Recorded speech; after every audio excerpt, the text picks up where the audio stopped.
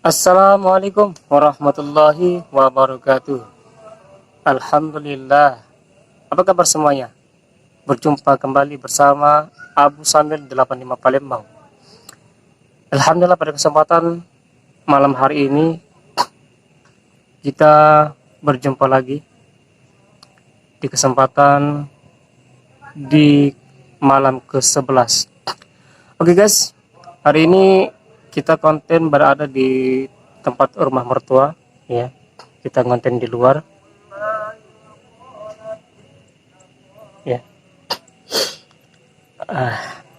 Hari ini kita konten di luar gitu ya, mencoba suasana di luar bagaimana. Kalau berbicara tentang masalah sihir ini, apa yang akan terjadi, aura-aura negatif apa yang akan dirasakan.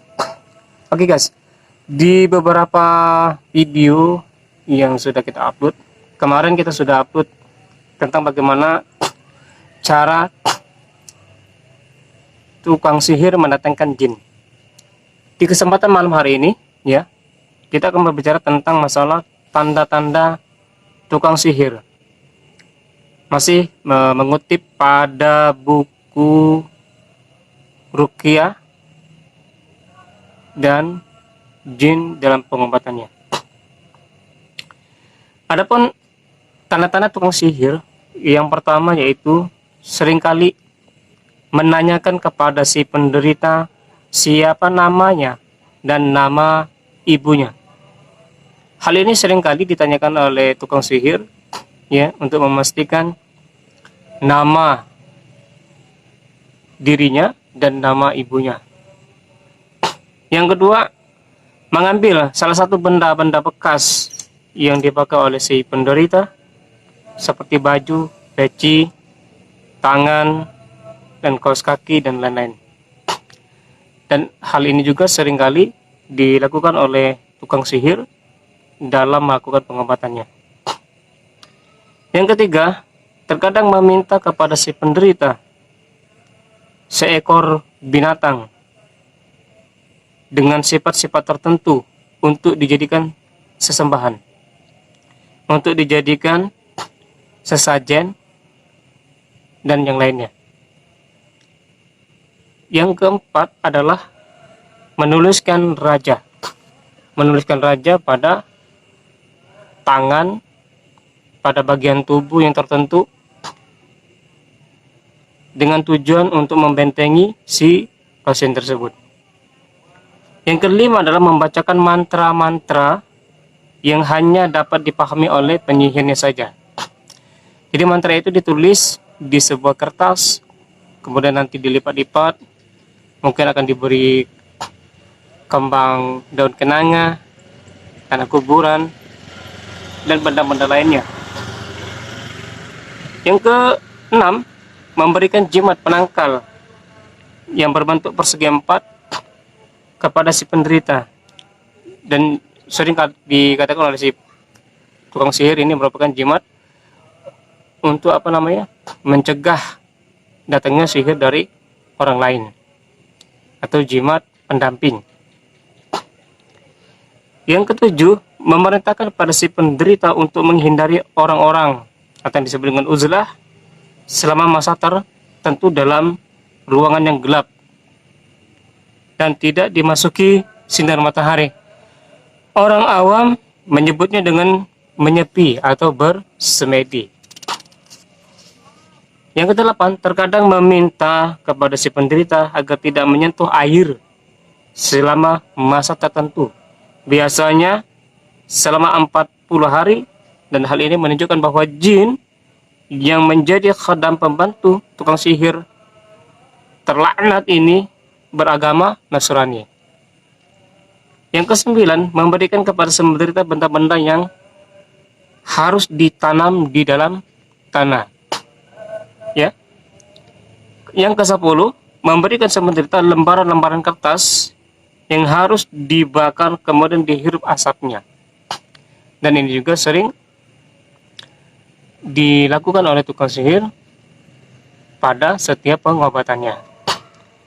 Yang ke-11, berkhamat khamid, membaca sesuatu yang tidak dipahami, membaca sesuatu yang tidak dipahami oleh si pasien. Yang ke-11, yang ke-12 ya, terkadang penyihir dapat menebak dengan benar tentang nama si penderita, tempat asalnya, dan persoalan-persoalan yang ditanyakan kepada si tukang sihir pada pasiennya. Yang ke-13 adalah menuliskan pada si penderita huruf atau potongan-potongan dari Al-Quran, atau pada kertas yang disebut dengan jimat. Lalu memerintahkan pada si penderita untuk menaruhnya di dalam air dan diminumkan. Rasulullah SAW bersabda, "Man ataka hinan fasaddaqahu bima yaqulu faqad kafara bima unzila ala Muhammadin sallallahu alaihi wasallam." Barang siapa mendatangi dukun kemudian membenarkan apa yang dikatakannya, maka sesungguhnya ia telah kafir terhadap wahyu yang diturunkan kepada Nabi Muhammad sallallahu alaihi wasallam. Oke guys, itu tadi beberapa tanda-tanda tukang sihir yang perlu kalian ketahui agar kita tidak terjebak dalam sebuah pengobatan yang dilarang oleh Allah Subhanahu wa taala. Apakah keluarga Anda mengalami hal tersebut? Apakah saudara-saudara Anda mengalami hal tersebut? Kemungkinannya banyak. Dan juga jangan kita percaya ada pengobatan dari jarak jauh, pengobatan melalui foto, pengobatan melalui benda-benda yang memang diharamkan oleh Allah Subhanahu wa taala. Ya. Banyak kasus yang kami jumpai di dalam pengobatan ruqyah syariah. Orang dari Jakarta ngobatin ke Palembang lewat ponsel. Apakah itu benar? Tentu tidak. Karena Rasulullah Shallallahu Alaihi Wasallam tidak pernah mengajarkan hal itu. Mungkin kalian mengetahui ada salah satu kisah di mana seorang bapak mendatangi Rasulullah Shallallahu Alaihi Wasallam. Dia mengatakan, "Wahai Rasulullah, aku punya anak lelaki yang mengalami gangguan kejiwaan."